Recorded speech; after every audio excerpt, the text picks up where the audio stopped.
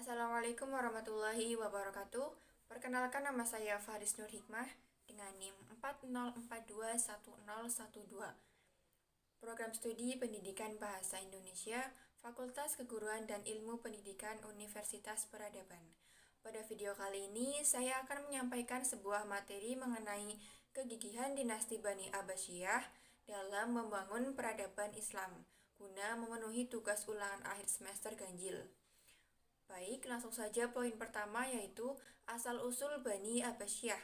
Nama Abbasiyah diambil dari nama paman Nabi Muhammad SAW, yaitu Abbas bin Abdul Muthalib, sebagai penghormatan yang diberikan kepadanya dari anak dan cucu beliau yang berhasil membangun sebuah pemerintahan Islam, yaitu Daulah Islamiyah.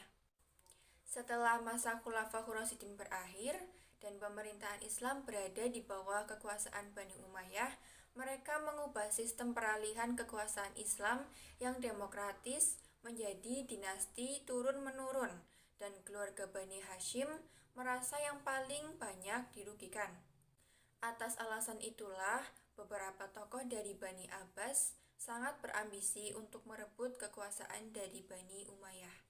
Kemudian poin yang kedua, yaitu sejarah berdirinya dinasti Abbasiyah.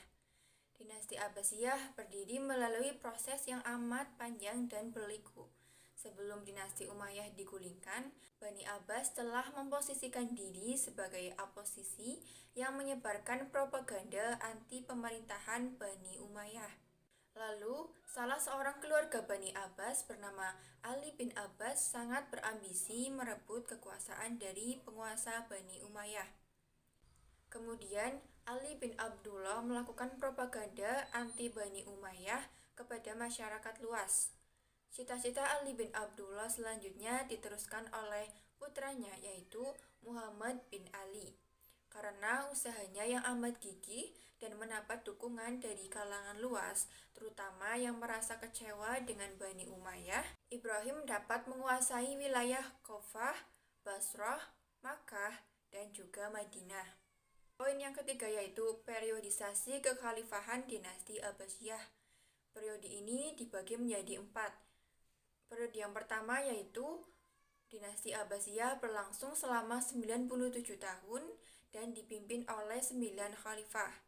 Periode ini disebut dengan periode keemasan dinasti Abbasiyah.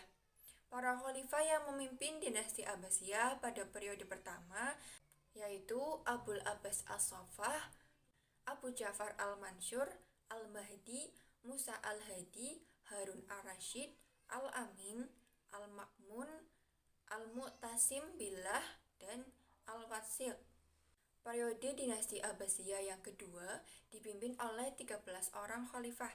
Yang pertama ada Al-Mutawakkil, yang kedua Al-Muntasir, Al-Musta'in, Al-Mu'taz, Al-Muhtadi, Al-Mu'tamid, Al-Mu'tadid, Al-Muqtafi, Al-Muqtadi, Al-Qahir, Al-Radi, Al-Muttaqi, dan yang terakhir Al-Mustakfi.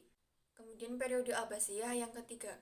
Pada periode ini, dinasti Abbasiyah berada di bawah kekuasaan Bani Buwayhi sejak diangkat Khalifah Al-Mu'ti pada tahun 334 sampai 363 Hijriah atau tahun 945 sampai 974 Masehi. Kedudukan khalifah benar-benar hanya sebagai boneka yang dikendalikan oleh Bani Buwayhi. Pada masa inilah muncul pemikiran-pemikiran besar seperti Al-Farabi, Ibnu Sina, Al-Biruni, dan juga Al-Muqsawaih. Kemudian periode Abbasiyah yang keempat berlangsung sekitar 164 tahun. Periode ini kekuasaan berada di bawah kendali kaum Saljuk dari Turki. Kehadiran Saljuk di Baghdad sebenarnya atas undangan khalifah untuk menghilangkan pengaruh Bani Buwayhi. Puncak pengaruh kaum Saljuk terhadap kekhalifahan Bani Abbas dimulai tahun 510 Hijriah atau 1116 Masehi sampai tahun 656 Hijriah atau 1258 Masehi. Pemimpin dinasti Abbasiyah pada periode ini adalah Al-Mustazir, Al-Mustarsyid, Al-Rasyid, Al-Muktafi, Al-Mustanjil. Dari keempat periode ini, dinasti Abbasiyah melahirkan 37 orang khalifah. Faktor-faktor yang menjadi penyebab kemajuan dari dinasti Abbasiyah. Faktor yang pertama yaitu karena keberhasilan dua khalifah awal, yaitu Khalifah Abu Abbas dan Khalifah Al-Mansur, dalam meletakkan fondasi kepemimpinan yang kuat dan berwibawa. Keberhasilan keduanya telah mendorong pemerintahan pada masanya dan masa-masa pemerintahan selanjutnya di periode awal mencapai stabilitas politik dan kehidupan masyarakat. Dinasti ini berhasil mengambil pelajaran dari kehancuran dinasti Umayyah, sehingga mampu menerapkan kembali prinsip-prinsip kesetaraan, keadilan, dan persaudaraan, atau musawah, adalah, dan ukhuwah. Lalu terbentuknya persatuan yang kuat antara para khalifah dari ilmuwan dan juga kecintaan mereka dalam ilmu pengetahuan, termasuk ilmu agama. Kemudian terjadinya asimilasi yang mendorong gerakan hebat dan kemajuan ilmu pengetahuan. Dan selanjutnya pada periode awal kekhalifahan sudah terbentuk tentara yang profesional, yaitu satuan militer yang diorganisasikan dengan baik, sehingga hanya loyal pada kerajaan atau pada dinasti, bukan pada suku atau suatu golongan. Poin yang terakhir, faktor-faktor yang menjadi penyebab kemunduran dinasti Abbasiyah terbagi menjadi dua faktor. Yang pertama ada faktor internal dan yang kedua ada faktor eksternal. Faktor internal karena hubud dunia atau kecintaan yang berlebihan terhadap kemewahan dunia dari para penguasa. Lalu kemajuan besar yang diraih dinasti Abbasiyah pada periode awal mendorong terwujudnya kemakmuran dan hidup mewah kalangan penguasa. Selanjutnya perebutan kekuasaan antara keluarga Bani Abbasiyah. Perebutan kekuasaan ini sebenarnya telah dimulai sejak masa Khalifah Al-Ma'mun dan juga Khalifah Al-Amin. Selanjutnya meningkatnya konflik keagamaan. Maksud dari konflik di sini yaitu antara kelompok Sunni dan kelompok Syiah. Sejak masa Khalifah Ali bin Abi Thalib dan Muawiyah bin Abi Sufyan, konflik keduanya tidak pernah selesai. Begitupun di masa kekhalifahan dinasti Abbasiyah. Dan meningkatnya ketergantungan kepada tentara bayaran dan merosotnya jiwa patriotisme. Selanjutnya ada faktor eksternal. Yang pertama karena banyaknya pemberontakan. Setelah periode kedua kekhalifahan, para penguasa dinasti Abbasiyah tidak sekuat para pendahulunya.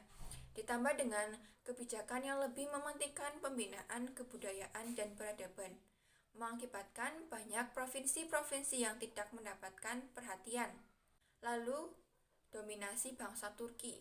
Kekuatan militer dinasti Abbasiyah sejak abad ke-9 Hijriah yang mengalami kemunduran, membuat para khalifah menggunakan jasa tentara Turki untuk menjaga keamanan dan pertahanan. Selanjutnya, dominasi bangsa Persia. Mereka adalah Bani Buwayhi, para penganut aliran Syiah yang berhasil mendirikan dinasti di sebelah barat Laut Iran. Jadi teman-teman, dinasti Abbasiyah itu didirikan oleh Bani Abbas pada tahun 132 Hijriah atau 750 Masehi setelah mereka menggulingkan Daulah Umayyah di Damaskus. Dinasti ini disebut Abbasiyah karena pendirinya adalah keturunan Al-Abbas, yakni Abu Abbas As-Saffah. Tokoh-tokoh yang berperan dalam mendirikan dinasti Abbasiyah adalah Ali bin Abdullah, Muhammad bin Ali, Ibrahim bin Ali, Abu Abbas As-Saffah, Abu Ja'far Al-Mansur, dan Abu Muslim Al-Khurasani. Keberadaan dinasti Abbasiyah berlangsung sampai tahun 656 Hijriah atau 1258 Masehi. Sekian pemaparan materi dari saya, kurang lebihnya mohon maaf. Wassalamualaikum warahmatullahi wabarakatuh.